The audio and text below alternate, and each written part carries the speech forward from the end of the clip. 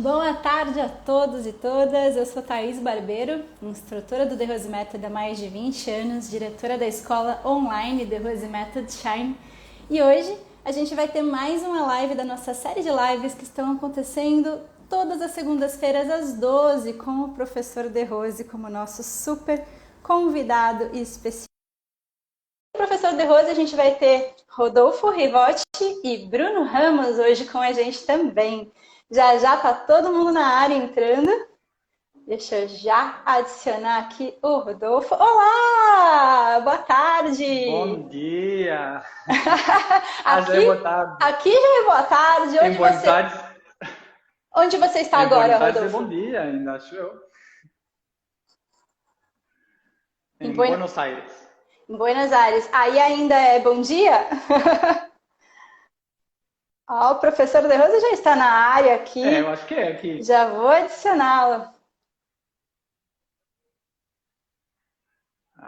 Bem-vindo, professor. Só falta o Bruno Bom dia a chegar. todo mundo. E o tema da nossa live de Quantos vão hoje... ser? Oi, seremos eu, você, o Bruno Ramos, do Rio de Janeiro, e o professor De Rose. Seremos em 4 ao todo. Tudo bom, professor? Sempre. Quanta gente. Que alegria ter você aqui. Então, se você está entrando agora na nossa live, pega esse aviãozinho aí e já puxa para o lado, convida seus amigos, compartilha com todo mundo, clica nos coraçõezinhos para que mais gente possa ver a gente por aqui agora nessa live de hoje. E a gente vai falar hoje sobre um assunto que eu gosto muito, que é a parte da nossa filosofia ancestral, nossa parte das técnicas dentro do The Rose Method. Como todo mundo sabe, no The Rose Method, a gente tem a parte dos conceitos e a parte das técnicas, né? Então, a filosofia ancestral cabe à parte técnica, que é muito poderosa também. E por mais que hoje o nosso forte maior sejam os conceitos, reprogramação emocional, inteligência emocional, melhorar as relações humanas e tudo mais que a gente faz hoje, e esse acompanhamento personalizado que os nossos instrutores dão, essa parte das técnicas ela é muito poderosa porque acessa diretamente mudanças dentro do indivíduo, ou seja, você. E a partir disso, quando você consegue colocar o método inteiro, ou seja, aplicar os conceitos, você consegue mudar o mundo de uma forma positiva, que é aplicar as técnicas no seu dia a dia. E hoje eu queria que o professor falasse um pouquinho mais para a gente sobre essa parte das técnicas, mas antes, aproveitando aqui, queria que o nosso amigo Rodolfo se apresentasse, enquanto eu vejo se o Bruno já está na área. Muito bem, olá a todo mundo. O meu nome é Rodolfo Rivotti. Eu sou português, mas vivo em Buenos Aires há quase 10 anos e eu ensino o The Rose Method aqui num bairro portenho chamado Cabachito e também online, agora estamos todos online, então para todo mundo também em vários países das Américas hispanoparlantes. E tenho muito prazer em estar aqui com vocês os dois. Eu não sei se vai também vir o Bruno. O Bruno parece que já está na área, mas o Instagram não está aceitando ele, eu não sei porquê. Vou tentar daqui a pouquinho mais uma vez, Bruno. Fica por aí, acompanha a gente nos comentários, às vezes dá uma bugada no sistema. Mas estamos nós três aqui, vamos seguir adiante. Estou tentando liberar o Bruno, mas ainda não rolou. Mas, Bruno, acompanha a gente nos comentários, faça perguntas para a gente poder interagir junto com você. Infelizmente, a gente não está conseguindo subir você aqui.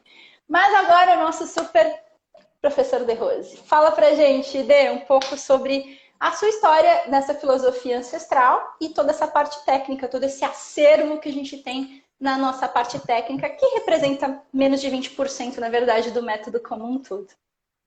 Bom dia para quem é do Brasil, Argentina, Chile e boa tarde para quem é de Portugal, Espanha, Itália, França, Inglaterra. E vou começar colocando a proporção entre esses dois elementos que constituem o The Rose Method. Entre as técnicas e os conceitos de reeducação comportamental. Esta segunda parte, que são os recursos, as atividades culturais, tudo aquilo que nos leva a mudar a nossa atitude, o nosso comportamento em sociedade, em família, no trabalho. Isto constitui mais de 80% do acervo do The Rose Method. Mas nós temos também uma divisão, que é a divisão de técnicas. E esta é diretamente herdeira de uma tradição milenar de mais de 5.000 anos. Então, me parece que hoje nós vamos falar das técnicas, não é isso, Thaís? A gente vai falar seguindo um pouco do programa do curso básico, que é um dos nossos principais livros. A gente escolheu alguns temas que a gente tem do tratado, do nosso programa Mindfulness Design, que é um programa de conceitos. A gente seguiu um pouco do Ser Forte, que é a vida do professor De Rose, e também do programa do curso básico, que é um dos livros recomendados para quem quer estudar mais a fundo a nossa filosofia. Então, é essa parte que a gente vai falar um pouquinho hoje, sobre a filosofia ancestral, de onde veio, que é uma filosofia estritamente prática, essas coisas. Muito bem. Quais são os temas que você separou desses livros? Você selecionou alguns ou fica a meu critério? Não, hoje a gente vai falar sobre filosofia ancestral. Então, dentro do programa do curso básico, é a questão de... A gente vai ter depois na próxima aula filosofia matriarcal, filosofia naturalista, para a gente explicar um pouquinho sobre cada uma dessas filosofias que acompanham a nossa parte técnica, né? Exatamente. A nossa parte técnica consiste em respiratórios, técnicas corporais, técnicas de descontração, vocalizações, linguagem gestual, concentração, meditação, mentalização, são as nossas técnicas. E elas estão todas juntas num lugar só, formando uma aula inteira, uma aula integrada, chamada prática básica. Essa prática básica está disponível a todo mundo gratuitamente no Spotify. Você tendo o Spotify, você vai lá, procura onde está escrito Prática Básica, um áudio do De Rose, e baixa e pratica essas técnicas todas. A descrição que é dada nesse áudio é quase suficiente, eu diria que é suficiente para que qualquer pessoa pratique 95% do que está sendo descrito. E uma ou outra dúvida que a pessoa tenha, eu recomendo que recorra ao tratado, nosso livro, Tratado de Yoga. Eu me retirei do segmento profissional de yoga há mais de 10 anos, mas não abandonei o que já estava conquistado. Portanto, eu continuo ensinando aquele conteúdo, só que agora não profissionalmente. Agora eu continuo ensinando aquele conteúdo pro bono. E dessas técnicas, você gostaria de abordar o que em especial, Thaís? O que você gostaria que eu compartilhasse com o pessoal que está aqui conosco? Aí o Rodolfo pode fazer perguntas, eu também, o pessoal pode fazer perguntas também. Eu tenho uma pergunta, assim, porque todo mundo está falando aqui de filosofia ancestral, mas o que é isso ancestral? É na idade do meu avô, há 200 anos, há 400... Quanto é que é ancestral, professor? Então, ancestral de 5.000 anos. Nós temos a garantia de fábrica de 5.000 anos. E isto nos dá uma segurança muito grande. Por quê? Existem muitas modalidades modernas e outras modernosas que surgiram há muito pouco tempo. Algumas alicerçadas na tradição milenar e outras alicerçadas em coisa alguma. Por exemplo, yoga para cachorro não está alicerçado em coisa alguma. Hydrobike Yoga é uma invencionice comercial que as academias lançaram para ter mais uma novidade. E, normalmente, o povo gosta de novidade, né? Tem que ter novidade. Então, eles inventam logo alguma coisa. Mas nós estamos falando da tradição milenar, quer dizer, aquilo que proveio do que existia na Índia antes do hinduísmo existir. O hinduísmo é um sincretismo entre a cultura autóctone, que era da civilização do Vale do Indo, de etnia dravídica, e o que foi trazido, a cultura que foi trazida pelos arianos quando das invasões que ocorreram a 1500 a.C. Então, quando essas duas culturas se encontraram, era inevitável que elas se mesclassem e ali surgiu uma coisa chamada hinduísmo. Portanto, o hinduísmo é mais novo do que essa nossa modalidade de filosofia prática. Por que filosofia prática? Também é bom que nós analisemos um pouco isso, porque no Ocidente, academicamente, não existe filosofia prática. É uma contradição em termos. Porque, para nós, filosofia é a versão grega, é a versão helênica, porque os gregos abraçaram apenas a filosofia especulativa, que proveio da Índia também. Consta que, no período clássico, no iniciozinho do período clássico da Grécia, alguns filósofos, alguns sábios da Índia foram importados pela Grécia e trouxeram aos gregos um conceito de filosofia especulativa, que é o Samkhya. Então, o Samkhya foi trazido para a Grécia e foi o molde das filosofias gregas, que, embora elas sejam muito diferentes entre si, mas todas elas tendem ao naturalismo. Elas não são filosofias místicas como aquelas que apareceram na Índia posteriormente.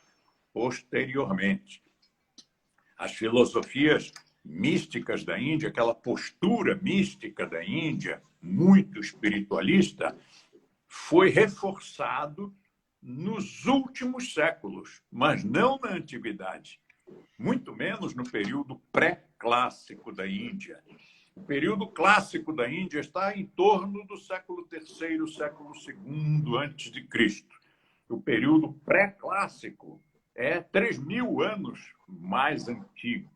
Então, nós nos alicerçamos nesse período pré-clássico, porque queremos praticar e ensinar uma versão que não estava ainda mesclada, não estava ainda contaminada por outra cultura que, no caso do ponto de vista dos autóctones, no ponto de vista dos drávidas, era uma cultura alienígena, era uma cultura que veio de fora, que interferiu, que, portanto, desvirtuou o que existia originalmente.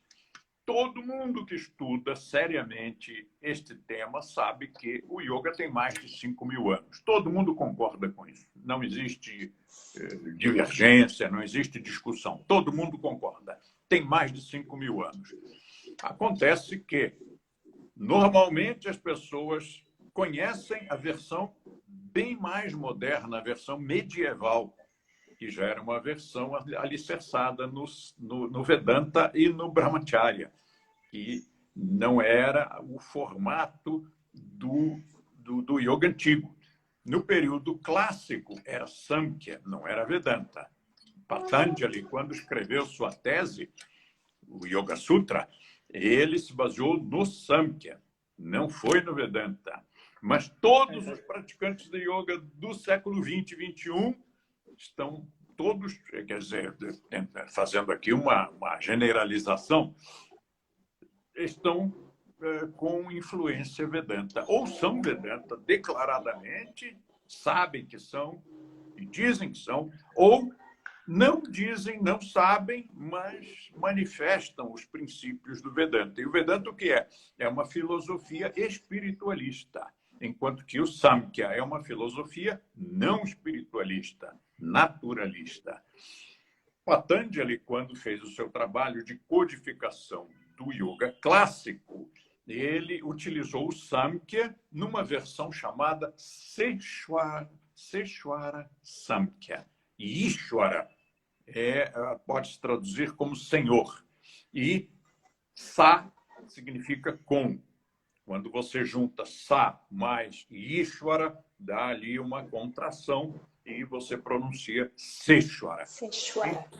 Então, esse Seshwara Samkhya, ele é um Samkhya, uma versão dessa filosofia não espiritualista, porém discretamente teísta. Por que discretamente? Porque muito pouco foi abordado nesse texto do Patanjali. Mas teísta, porque eventualmente salpica ali um conceito de divindade.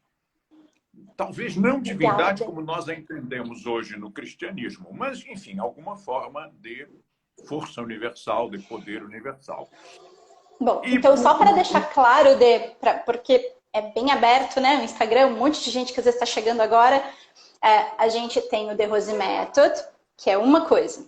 Aí tem o Yoga, que está dentro do The Rose Method, que é a nossa filosofia prática, que corresponde a menos de 20%, que é outra coisa. Hoje a aula é sobre esses 20%, tá? Só para ficar claro. Então, para facilitar a vida de quem está chegando agora, a gente, então, nesses 20% tem o Yoga, que é a nossa filosofia estritamente prática, que te conduz a um estado expandido de consciência chamado de Samadhi. E aí, dentro dessa filosofia estritamente prática, a gente vai ter uma filosofia comportamental e uma filosofia teórica, que embasam essa filosofia prática, que caminham juntas. E nessa linhagem que a gente pratica, que tem mais de 5.000 anos, antes de qualquer misticismo, antes de qualquer coisa, é a linhagem da filosofia teórica naturalista, que é o SAM, que a gente vai ter uma aula sobre essa filosofia. E tem a filosofia comportamental, que é a nossa filosofia matriarcal. E essa filosofia está junto, que é a forma como a gente ensina, a forma como a gente educa, que é matriarcal. A gente vai também falar uma aula só sobre isso. Hoje a gente está exclusivamente falando sobre essa filosofia estritamente prática que te conduz a um estado expandido de consciência. Por que as pessoas precisam ter um estado expandido de consciência nessa vida? Para que serve isso? Para quem está chegando agora e não faz a menor noção para que serve isso tudo.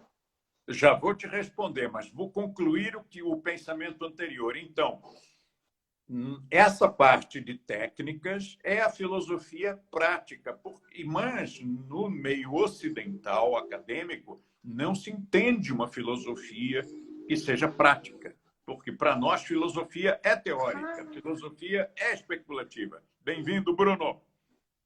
Eba, obrigado. Consegui colocar os dois, finalmente. Então, pronto. Concluí, acho que todo mundo deve ter compreendido bem que, se for em versão acadêmica, nós hoje só entendemos filosofia a especulativa. Mas na Índia, nós temos a filosofia especulativa, que parece com a dos gregos, a filosofia prática, que são só técnicas que conduzem a um estado expandido de consciência, e mais uma, que é a filosofia comportamental. Desta nós falaremos numa outra ocasião. Então, isso, perfeito. Então, vamos agora... E para que serve esse estado? Para que a gente tem que ter a consciência expandida com essas técnicas? Para que serve isso? Para que entrar em Samadhi? Não entre. Se você está satisfeito com seu estado de consciência atual, curta a vida e seja feliz. Mas tem algumas pessoas que aspiram por uma expansão da consciência, por mais lucidez. Então, essas pessoas, normalmente, elas vão procurar recursos, técnicas, filosofias, maneiras de expandir a sua lucidez, a sua consciência. O primeiro método hoje está muito bem difundido, que é a meditação. Desculpem. A meditação conduz a um estado de superconsciência. Depois vem o Samadhi, que expande para a hiperconsciência. Não pense em Samadhi. Por enquanto, vamos pensar só em expandir para a superconsciência, que já é sensacional. Para isso, eu recomendo que você procure na internet um site que é chamado The Rose Meditation, que é de New York. E esse site ele explica bastante bem o tema. E quem quiser saber mais, é só pedir agora para a nossa anfitriã, a Thaís, me mande um resumo do seu livro, Meditação. Então, o resumo do livro é um pocketbook, que é grátis mesmo. Não é daqueles artifícios que a gente vê toda hora na internet. É grátis, aí você tem que fazer um cadastro. Não, não tem que fazer Se cadastro você nenhum. entrar no link que está na bio do Instagram, @TheRoseMethod, tem todas as informações lá. E aí você consegue ver. E também no nosso feed do @TheRoseMethod, desse Instagram que é o central, a gente tem lá a divulgação da Egrégora Books e de todos os livros que você consegue baixar os pockets gratuitamente. No link da nossa bio, @TheRoseMethod, tem todas as informações. Muito bem, então é Bruno! isso. Fala aí um pouquinho de você, quem você é, que você chegou no meio aqui porque a gente não conseguiu te puxar antes, às vezes o Instagram dá uma bugada. Cheguei no meio. Então, obrigado. Primeiro, obrigado pelo convite. É um prazer estar aqui com vocês três. Eu sou empreendedor do The Rose Method há bastantes anos já, desde 2005. E estou envolvido com a filosofia desde 2003. Então, estou chegando aí nos 20 anos. Que me deixa num campo que eu chamo de a velha nova guarda, né? Eu não sou da velha guarda, mas da nova guarda eu sou dos mais velhos. E acompanhei várias dessas, né, transformações que o professor mencionou aí ao longo do tempo, do trabalho, e é muito interessante. Eu, enfim, sou fascinado pela filosofia e pela aplicação prática dela, né? Eu acho que essa questão, né, que ele mencionou bem, de às vezes algumas pessoas têm um interesse muito abstrato de o que acontece lá em cima, nas estrelas e no Samadhi e tal, mas filosofia ela tem uma aplicação prática que é o que importa, no fim das contas, né? Muito mais do que a gente ficar só confabulando assim. Isso se reflete para muito além das técnicas, para a maneira como a gente toca a vida, né? Direciona a própria vida, conhecer as pessoas em volta e tendo, claro, esse arsenal de técnicas e conceitos como base para você traçar um caminho, né? Traçar um caminho próprio aí de evolução ao conhecimento. Então, enfim, quero contribuir aqui da maneira que for possível. Perfeito, Bru.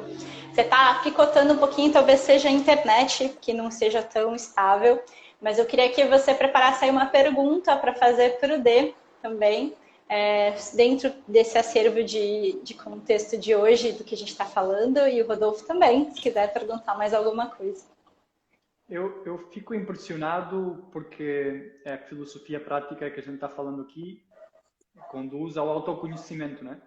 E eu fico impressionado como há 5.000 anos aquelas pessoas, de alguma forma, foram os primeiros a pensar ou a trabalhar sobre o autoconhecimento. E depois isso influenciou muitas outras filosofias, e inclusive as artes marciais, inclusive mais tarde a própria psicologia, através do Jung.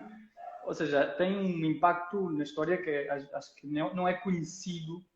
Na verdade, não há muita noção do impacto que é essa filosofia há 5.000 anos, depois tem nas nossas vidas atualmente. Não sei se o professor concorda. Eu penso que foi mais ou menos acidentalmente, porque a filosofia tem uma lenda de que o criador era um bailarino. E esse bailarino, para melhorar sua performance na dança, ele começou a desenvolver técnicas corporais que lhe dessem mais força muscular e mais flexibilidade. Também trabalhou em cima de respiração, porque ele precisava de fôlego para poder dançar aquele tempo todo.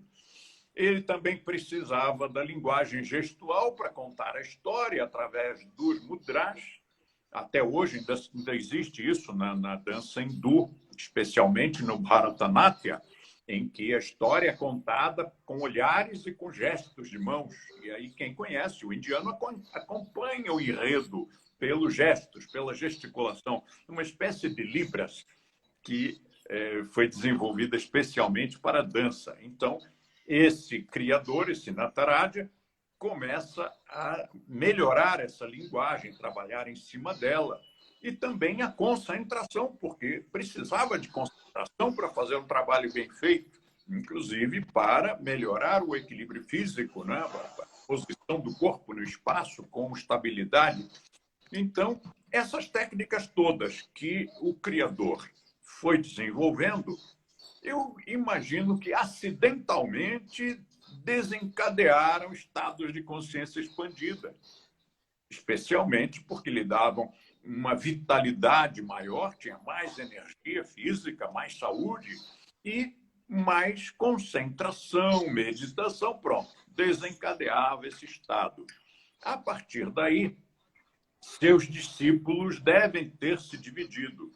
Uns que disseram, não, nós não aceitamos novidades, nós não queremos saber desse tal de yoga, nós queremos continuar na dança. E ficaram dançando.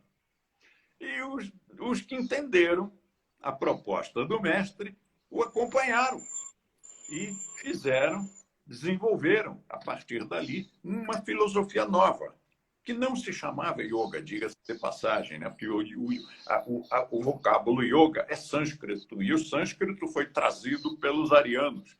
Então, não era, a palavra não existia. Não sei como eles chamavam, ninguém sabe. Mas yoga não era, com certeza. E aí, esses foram os que desenvolveram a metodologia que hoje nós conhecemos como yoga. Então, eu entendo que foi mais ou menos acidental, Rodolfo. E talvez a relação... desculpe. Eu ia só acrescentar que, como era uma cultura que tinha uma relação muito próxima com a natureza, e como contemplavam a natureza e que talvez respeitassem a sua própria natureza, o seu corpo, a forma de alimentar-se, talvez isso também naturalmente gerasse um olhar para dentro e um olhar também de contemplação do entorno. Talvez isso tenha contribuído também. Exatamente, porque você imagine, se nós retornarmos ao Império Romano, como eram os transportes, as comunicações, as armas, as roupas, era muito diferente, mas nós conseguimos mais ou menos imaginar, até porque o cinema ajuda muito, né? Mostrando-nos aquelas cenas. Agora, se você voltar do Império Romano, do ano 0 da Era Cristã, se você voltar mais 1000 anos para trás, já fica um pouco difícil de entender como eram todas essas coisas. Se você voltar 2000 anos, realmente é quase impossível. 3000 anos, você não tem a mínima ideia. Como eram os Drávidas? Como era a civilização do Vale do Indo? Nós não temos ideia. Então, aquelas pessoas não tinham relógio, por exemplo. Então, quando elas faziam uma prática, elas não faziam como nós fazemos hoje. Olha, eu tenho que fazer, eu tenho 1 hora só, que depois eu tenho curso, tenho que ir para a faculdade, eu tenho que trabalhar.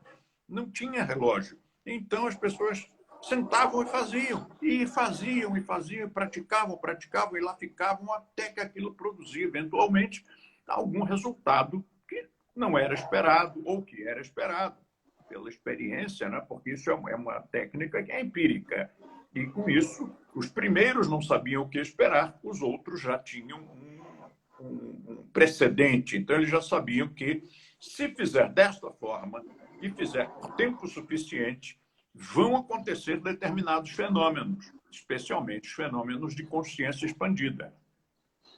Agora, para que ter a consciência expandida, que foi uma das provocações colocadas pela Thaís, é assim, se você não sente necessidade da consciência expandida, não faça, não perca tempo com isso. Vá fazer ping-pong, que é mais divertido. Agora, se você sente essa inquietação, né? Essa inquietação saudável, essa inquietude saudável de querer mais, eu percebo que eu tenho uma consciência, mas ela é limitada. Ela chega até um determinado ponto, mas eu quero ter mais lucidez, mais consciência. Tá bom, então vamos começar pela meditação. E depois nós temos todas as outras técnicas que também são vivamente recomendáveis até para dar um suporte, uma base para essa meditação. É a filosofia prática. É chamada de filosofia porque é uma maneira de estar na vida. Agora, uma coisa curiosa. Você sabe que antes de eu me retirar do segmento profissional de yoga, eu lecionei yoga durante 50 anos, meio século, não é pouca coisa. E concluí que o yoga não funciona. Como assim, Thaís? Como que o yoga não funciona? Eu pratico e eu percebo que eu fico com mais flexibilidade, eu fico com mais capacidade pulmonar, eu consigo ter melhor performance no esporte, no trabalho, nos estudos. Como que não funciona? Não funciona em relação à meta. Qual é a meta do yoga? Nós praticamos para atingir o oitavo anga, que é o samadhi, esse estado de hiperconsciência. Outras correntes chamam de iluminação, outras chamam de identificação com o absoluto, não importa a nomenclatura. Mas a prática visa atingir esta meta. E o yoga não funciona para atingir esta meta se você não mudar de atitude, se você não trabalhar o comportamento. Ou você acha que aquele praticante ou professor que é mentiroso, agressivo, desonesto, ele vai atingir o estado de iluminação. Você pode acreditar que ele é iluminado? Bom, ele é mentiroso, ele é desonesto, ele bate na mulher, mas ele é iluminado. Não, francamente não. Se não mudar de atitude, se não trabalhar o comportamento, você bloqueia o principal objetivo das técnicas. As técnicas não conseguem te levar até o objetivo, que é o samadhi. Até porque eu fico pensando que há mais de 5.000 anos, quando tudo isso foi criado, a gente não tinha a vida da sociedade que a gente tem hoje. Todos os outros anos que foram passando, as sociedades foram se modificando, as culturas foram se modificando, e as pessoas precisam se adaptar e aprender a lidar com a cultura do seu tempo, com a cultura da sua época, com as pessoas do seu tempo e da sua época. E esse é o grande desafio. O tempo inteiro a gente vive o momento presente, mas o tempo inteiro o futuro vai nos engolindo, porque o tempo passa muito rápido. E as coisas vão mudando de uma forma muito intensa. E para o yoga, para essa filosofia ancestral de mais de 5.000 anos funcionar de fato, precisa existir essa coesão de adaptação com as relações humanas no tempo em que você vive. Porque o que o Dê está falando, e que eu entendo perfeitamente, não adianta nada você, de repente, fazer um retiro, ficar lá um final de semana meditando. Que incrível que eu vivi isso tudo! Nossa, eu estou muito bem, estou, num outro estado de consciência. E aí você volta para a sua vida real, no caos do seu dia a dia, e não consegue aplicar nada. Porque para você, aquilo estava desconectado, era aquele momento fora da sua vida real, né? Então, eu acho que o que faz sentido, o que o Dê está explicando, é que a gente precisa aplicar tudo isso na nossa vida, na nossa forma de viver e com autenticidade, com verdade. Não adianta um instrutor explicar uma coisa e não viver isso para ele. O tempo inteiro a gente erra e o tempo inteiro a gente está aprendendo. Como eu sempre falo nas lives, nós, instrutores, somos professores, não somos gurus. Nada disso, né? Guru é um termo que a gente nem usa mais aqui no Ocidente, porque o tempo inteiro a gente está errando, acertando, aprendendo.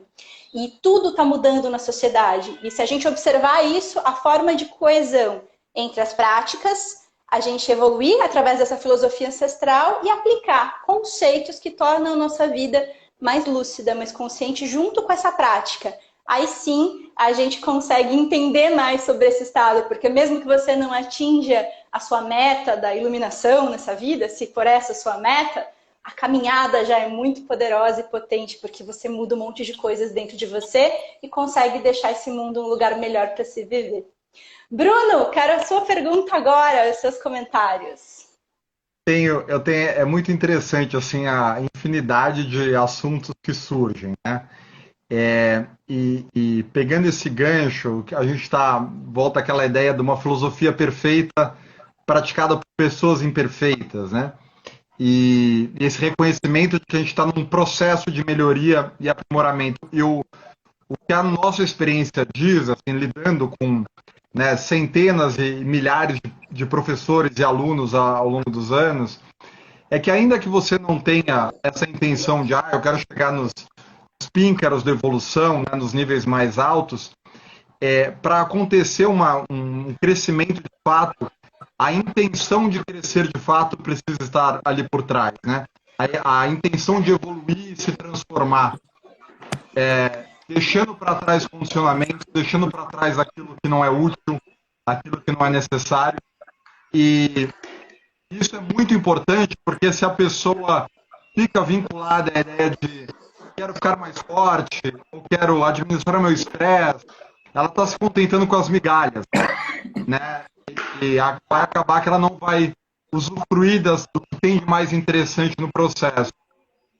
Daí entra essa ideia de ter que corrigir lá na base, né? A base da pessoa, a base dos relacionamentos. E para além dos relacionamentos, tem um pouco de um desejo de melhoria, de autossuperação constante. Muito mais profundo do que hoje ficou um pouco moda de falar de autossuperação e tal, e resiliência e tal, mas a gente está falando daquele nível de mexer lá dentro, né? Com aquele condicionamento lá que você carrega desde pequeno, né? Aquela maneira de fazer as coisas.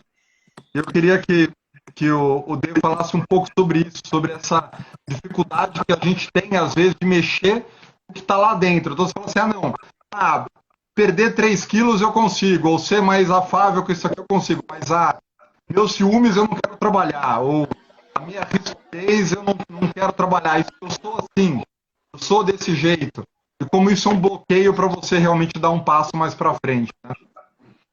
É verdade. Ô Bruno, você sabe que quando eu trabalhava no front, há 40 anos, 50, eu recebia as pessoas e dava informações aos candidatos. E era muito comum naquela época que algum candidato dissesse: eu quero praticar, mas não quero que interfira na minha vida. Como Não então tem eu como. quero praticar karatê, mas não quero que interfira na minha vida. Como é possível? Eu quero fazer balé clássico, mas não quero que interfira na minha vida. Isso é absolutamente incoerente. Então, interfere sim, tem que interferir e, aliás, tem que começar por interferir. Patanjali, quando fez a codificação lá no Yoga Sutra, ele começou com o quê? Começou com reeducação comportamental. Ele começou com Yama Niyama, que são normas comportamentais. Acontece que aquelas normas estavam muito sucintas e talvez elas funcionassem naquela época, talvez elas funcionassem na presença de um mestre que realmente abordasse aquilo de uma forma mais explicativa, mais ampla. Para nós precisamos ser um pouco mais exigentes, porque, como a Thaís disse, o mundo se torna mais complexo. Existe muito mais oferta de qualquer coisa, né? No tempo de Patanjali, antes dele, talvez, eventualmente existiria ali uma droga ou duas. Hoje nós temos uma constelação de drogas em oferta ali na esquina, bem baratinho para quem quiser. Então, não só por causa disso, mas todas as outras coisas. Existe um bombardeio em cima da pessoa, daquele que quer praticar. Então, hoje nós precisamos de um trabalho muito mais profundo, muito mais amplo de reeducação comportamental. Por isso, tivemos que elaborar o The Rose Method, que trabalha essencialmente com reeducação comportamental. E por que não observando essa reeducação interfere lá naquele funcionamento, no yoga em si, nas técnicas? Por que interfere nas técnicas? Porque se você não reeducou o seu comportamento, as suas emoções ficam pesadas, ficam viscosas. Essas emoções, não subjetivamente, mas objetivamente, geram hormônios que comprometem, que sujam, geram endotoxinas, toxinas endógenas. Toda vez que você sente ódio, o ciúme, que você, Bruno, acabou de mencionar, entre as coisas, entre as muitas coisas que você mencionou, estava lá também o ciúme. Temos a inveja, temos o ódio, temos o medo. E essas emoções todas, elas produzem endotoxinas. Essas toxinas sujam o nosso sistema físico, mas não apenas material, também o físico-energético, que é a energia física, a energia vital. Essa energia vital não é espiritual de maneira nenhuma. Quando nós falamos de eletricidade, você também não pega na eletricidade, você também não vê a eletricidade, mas ela está lá produzindo seus resultados. Então, é a mesma coisa. Nós temos uma energia vital que permite que o nosso corpo se movimente, que ele cresça, que ele amadureça, que ele se alimente, que ele processe esse fenômeno impressionante que é a digestão, que ele possa até mesmo morrer, que faz parte desse processo todo de energia vital, e que ele possa se reproduzir. Essa energia vital, ela fica bloqueada, ela normalmente flui por canais que tanto a filosofia hindu quanto a filosofia do Extremo Oriente analisam e chamam de meridianos. Na filosofia do Extremo Oriente, meridianos. Na filosofia hindu, chamamos de nadis. A palavra nadi significa rio, corrente ou torrente. Então, por ali flui essa energia vital. Se esses canais estiverem obstruídos por endotoxinas ou toxinas trazidas de fora também, como é o caso do fumo, do álcool, da alimentação com carnes, e tudo isso junto bloqueia o efeito das técnicas. Então, primeiro, não trazer toxinas de fora. Não fumar, não tomar álcool, não comer carnes, estão entre as coisas principais de ingestão de toxinas. E depois, não gerar toxinas de dentro para fora, educando, reeducando as suas emoções, não sentindo ódio, não sentindo ciúme, não sentindo inveja, não sentindo medo e todas aquelas outras coisas. Então, não é uma postura moral quando nós falamos de comportamento, é técnica, é um objetivo final técnico. Nós queremos o resultado físico, o resultado objetivo disso, que é não sujar os canais, limpá-los seguidamente para que as técnicas, então, possam produzir plenamente os seus efeitos e nos conduzam ao estado de superconsciência, que é a meditação, e de hiperconsciência, que é o samadhi. Eu não sei se eu respondi exatamente o que o Bruno havia proposto. Respondeu e foi muito mais, como sempre. Eu só queria colocar uma coisa que o Dê falou agora. Para você começar a fazer aulas com a gente no The Rose Method, não é obrigatório, olha, você tem que parar de fumar, parar de beber, parar de comer carnes, como o Dê falou. É uma recomendação que a gente dá. Nunca você pode se sentir obrigado a nada. Porque a gente tem as nossas aulas de iniciantes, as nossas aulas de respiratórias, a gente tem uma série de aulas comportamentais e de conceitos, aulas teóricas, atividades em grupo. Isso tudo, de uma forma muito natural, através do exemplo do grupo, vai fazendo com que você, às vezes, queira experimentar. Ah, eu acho que essa semana eu vou ficar sem comer carne. Aliás, hoje é segunda-feira, o dia que a gente fala aqui no Brasil de segunda sem carne, né? Que é um ótimo dia para você experimentar não comer carnes de nenhum tipo. Então, tem que ser uma coisa assim muito sutil, qualquer modificação que você venha fazer na sua vida. E não é nada obrigatório, tem que ter uma sequência de acontecimentos que você vai entendendo aos poucos o quanto isso é gostoso para você sentir, experimentar e vivenciar. E se você quiser, você segue por esse caminho e tem a nossa evolução de uma forma gradual e efetiva, acompanhada sempre por um instrutor. Então, nada é obrigatório dentro da nossa instituição nesse caso. Então, eu já ouvi gente falando assim, eu não vou praticar porque tem que parar de comer carne, né? É obrigatório. Eu falo, não é obrigatório. Você vai sentindo com o tempo essa necessidade de experimentar, vivenciar isso. Então, é uma coisa muito gostosa, muito leve tudo que você vai aprender. E a gente já está chegando no horário final da aula. Eu queria que o Rodolfo e o Bruno dessem algum recado final que vocês tenham, divulgassem a escola de vocês. Depois a gente vai para o recado final do D e aí eu encerro. Que, assim, essa aula é só um tipzinho, um agrado de 30 minutos, assim, para a gente entender um pouquinho mais, para levar vocês para praticarem com a gente, conhecerem mais a fundo, porque temos aulas abertas com o professor De Rose de segunda a sexta às 21, que são as lufadas de alegria, e aos sábados e domingos às 14. Então, para quem é nosso aluno e para quem não é, você pode acessar pelo YouTube The Rose Method, que você consegue acessar tudo. Recado do Bruno e do Rodolfo, e vamos pro D. Então, já que você me falou meu nome antes, eu acho que o recado é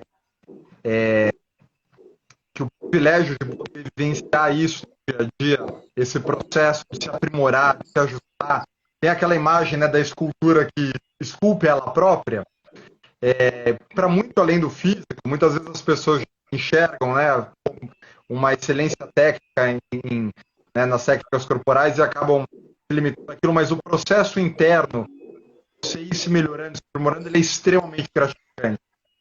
Ele por si só dá sentido a uma vida, porque ele é infinito, ele é constante. E quase todo mundo tem uma chispa aí dentro de abraçar essa ideia, de se aprimorar e de melhorar.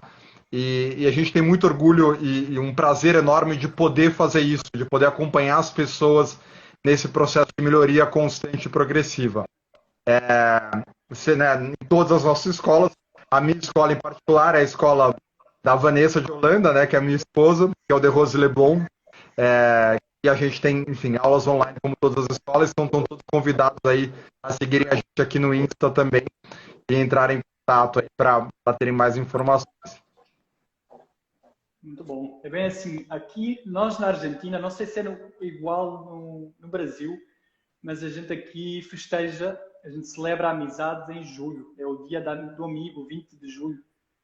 Então acho que é um bom pretexto para convidar, deve haver aqui muita gente que pratica, já conhece, e que poderia aproveitar também para convidar um amigo ou uma amiga e usar esta inspiração aqui com esta vontade de crescer como pessoas para experimentar, para compartilhar este conhecimento com alguém e expandir assim inclusive porque motiva para praticar mais, motiva a si mesmo, motiva o amigo. Quando é em grupo é sempre mais interessante, né? Então traga os seus amigos.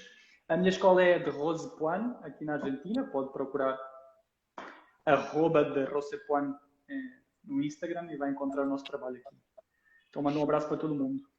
Muito bom, meus amigos. Foi uma alegria estar aqui na companhia de vocês hoje. E eu deixo o convite, vou reforçar o convite que a Thaís já fez, de que você participe comigo todos os dias, sem custo algum, das lufadas de alegria no final do seu dia, que é uma atividade cultural, são aulas, cada dia da semana é um tema diferente, é um formato diferente, que está no ar desde o início da pandemia para fazer companhia para as pessoas que estão em distanciamento social. Todos os dias, de segunda a sexta, 21 horas do Brasil. E fins de semana, 14 horas do Brasil, que é para facilitar também o pessoal da Europa por causa do fuso horário. E vou dar um presente agora de despedida, que é um link. Anote aí, ou já vai abrindo, ou memorize, porque é fácil de memorizar. Meu nome, derose.co/redes sociais. Redes sociais, tudo junto. Então, derose.co/redes sociais.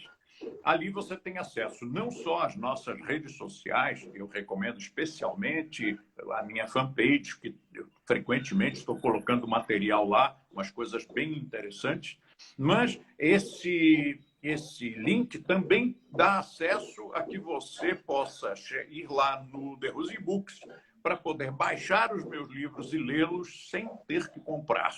E são livros em português, espanhol, francês e inglês. E também que você vá lá, através desse link, lá no ícone do Spotify, clique e tem acesso logo a todos os nossos áudios que estão hospedados no Spotify e baixe sem custo algum também. Pronto, é isso. Maravilha, gente. E até mais tarde.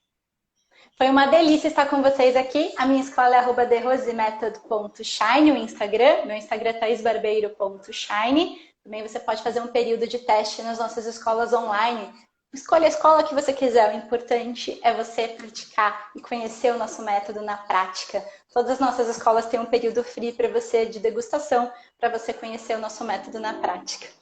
Participe! Então, um beijo, gente. Essa live fica gravada aqui no Instagram, @TheRoseMethod. Toda segunda-feira tem mais às 12. E assista as Lufadas de Alegria no YouTube às 21, de segunda a sexta, 21 do Brasil, sábado e domingo às 14. Um beijo, gente. Tchau, tchau. Beijos.